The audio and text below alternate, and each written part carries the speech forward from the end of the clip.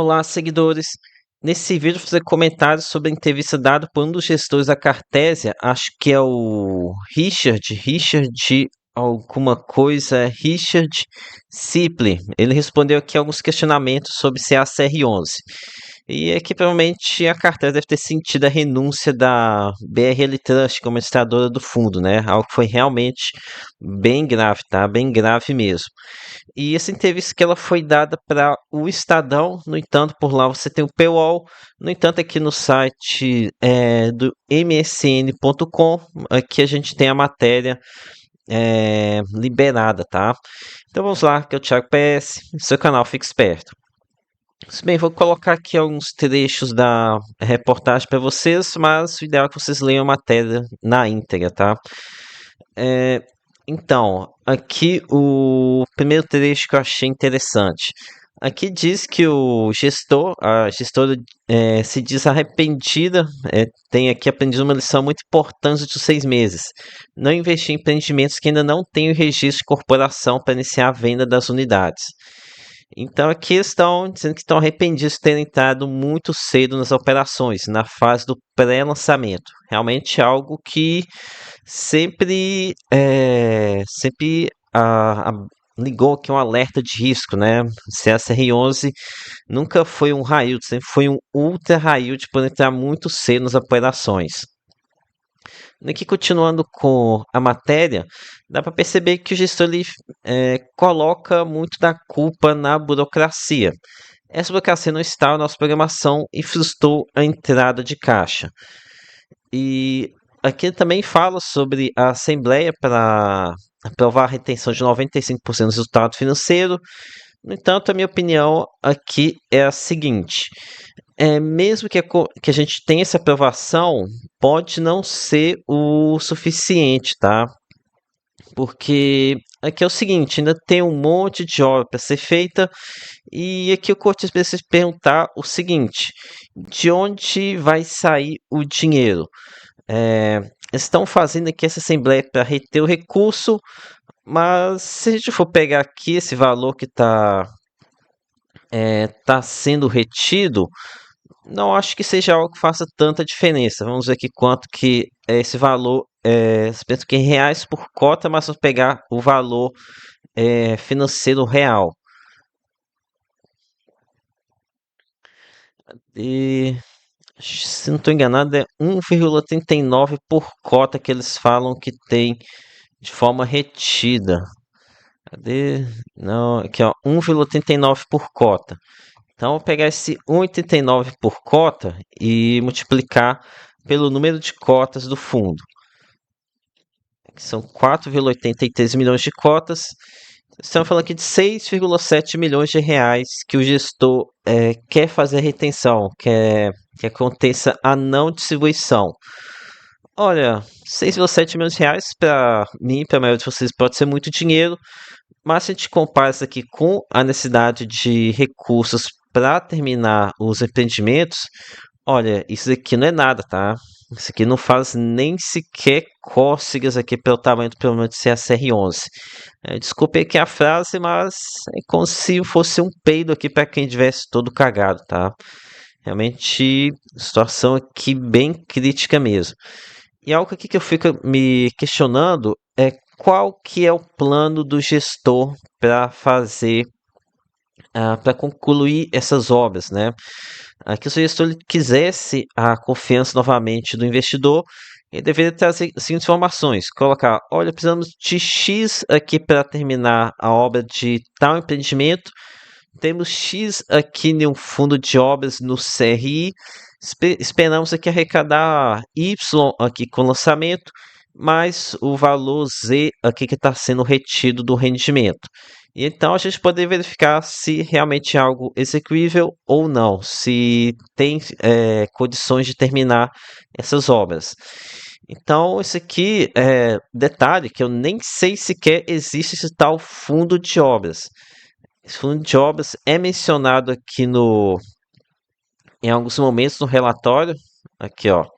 A amortização cash sweep se fundo de obras maior do que 110% do saldo devedor do saldo de obras a incorrer.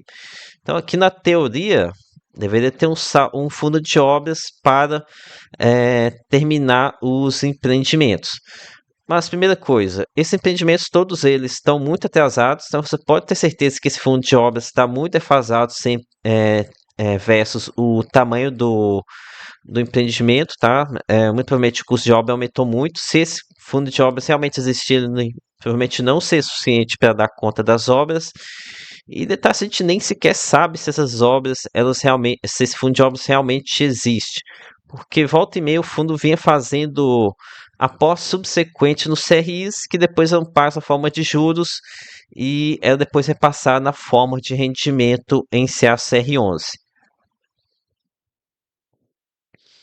Então aqui realmente muito difícil, tá? Muito difícil mesmo. Pelo que está se desenhando aqui, a coisa vai ser muito feia mesmo, tá? Se a CR11 pode fazer o RPR11 ser brincadeira de criança, tá? Brincadeira de criança que o tamanho do problema está se desenhando aqui em CACR11. A não ser que eles venham aqui com informação de que tem X valor aqui de obras, porque pensa bem, estão falando aqui de frustração na entrada de caixa com o lançamento dos projetos. Mas, primeiro, com a situação de macroeconomia está difícil fazer vendas. Segundo, que lançamento realmente você tem alguma entrada de recursos, pagamentos à vista, tem as parcelas recebidas, mas mesmo assim é difícil pensar que isso aqui seria suficiente para tocar todo esse início e a entrega aqui das obras dos empreendimentos. Realmente muito difícil mesmo acreditar que seja suficiente. Mas ok, continuando aqui o sobre esse caso, sobre essa entrevista que o Richard deu aqui para o Estadão. Então, aqui um trecho que eu achei engraçado. Se eu pagar dividendos e fazer o Cotistas feliz hoje, não vou ter dinheiro para trocar as obras amanhã. Olha, aqui não acho que o fundo tem condições de continuar pagando por muito tempo mais não, tá? Não acho mesmo. Agora aqui sobre a renúncia da BRL Trust, o gestor disse o seguinte: em meio a esse cenário, a BRL Trust renunciou na última sexta-feira ao cargo de administradora. Com a decisão, os cotistas serão convocados para uma nova Assembleia Geral para eleger a nossa administradora do FII. Segundo o executivo, a carteira de capital foi apenas formada a decisão, sem acesso aos detalhes que motivaram a renúncia. Quanto à reação dos investidores, CIPRI avalia como desproporcional os riscos da incorporação imobiliária. Eles ainda que esse segmento envolve todo o ciclo de construção do empreendimento está sujeito a inúmeras variáveis que podem impactar o resultado do fundo em determinados períodos. Então aqui o gestor está falando que não sabe de nada do motivo pelo qual o administrador BRL Trust renunciou aqui à administração do fundo. E aqui é algo difícil de acreditar, tá? Difícil mesmo. Sinceramente, não dá para acreditar mais em nada aqui que o gestor tá falando, tá? Ele já escondeu muita coisa aqui dos investidores, muita coisa mesmo. Por exemplo, todo esse rolo aí ele escondeu. Tem alguns casos aqui no CR Helvet que também ficou claro que a Cartésia vinha escondendo as coisas aqui dos investidores. Outro ponto muito, mas muito grave mesmo que a Cartésia escondeu dos investidores foi a saída do grupo Cian, da parceria que eles tinham com o grupo Cian para ser incorporadora e consultora dos empreendimentos.